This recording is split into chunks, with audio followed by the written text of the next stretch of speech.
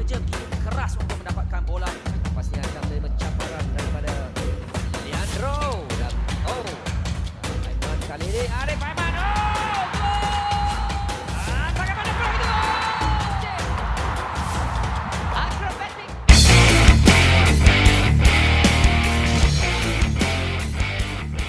Alhamdulillah dominasi JDT lonjak saham 3 pemain Malaysia. Tetapi sebelum meneruskan, jangan lupa komen serta like dan subscribe channel ini supaya anda tidak terlepas maklumat mengenai pasukan kebangsaan Malaysia dan Liga Super 2023 setiap hari.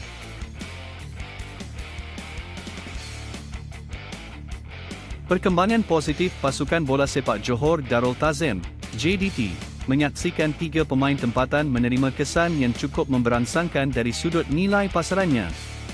Pasukan milik DYAM TMJ kini menjadi satu-satunya pasukan yang beraksi secara konsisten apabila tidak mencatatkan sebarang kekalahan dalam semua pertandingan musim ini. Gergasi Harimau Selatan juga berjaya mengetengahkan lebih ramai bakat muda ke dalam pasukan utama sekaligus memberi peluang untuk pemain tempatan menyinar.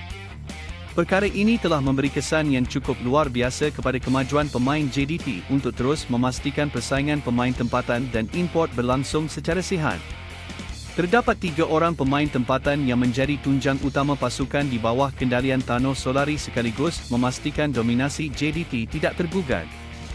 Bintang utama JDT pada musim 2023 iaitu Arif Aiman Hanapi terus mencatatkan perkembangan positif dalam arena bola sepak Malaysia. Pemain berusia 21 tahun itu kini menjadi pemain tempatan paling banyak menjaringkan gol bersama JDT iaitu 6 gol dan 10 bantuan gol dalam saingan Liga Super. Menurut data yang dikongsikan oleh Transfer Marketing, nilai pasaran pemenang anugerah pemain paling bernilai MVP Liga Malaysia ini terus meningkat lebih daripada €50,000 daripada 2.09 RM juta kepada 2.26 RM juta. Seterusnya, 2 pemain yang mencatatkan lonjakan ketara iaitu penjaga gol JDT, Shihan Hazmi dan juga Feroz Baharudin sebanyak €75,000 bersamaan RM380 RM. Ketika ini, nilai pasaran Shihan ialah €275,000, 1.4 RM juta, manakala Feroz pula ialah €175,000, 900 RM.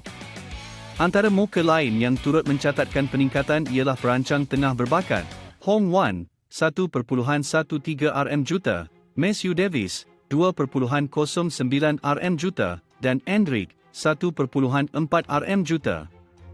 Nilai ini dijangka akan terus meningkat tatkala para pemain JDT bakal berjuang di pentas Liga Juara-Juara AFC, ACL, tidak lama lagi selepas mencipta fenomena musim lalu.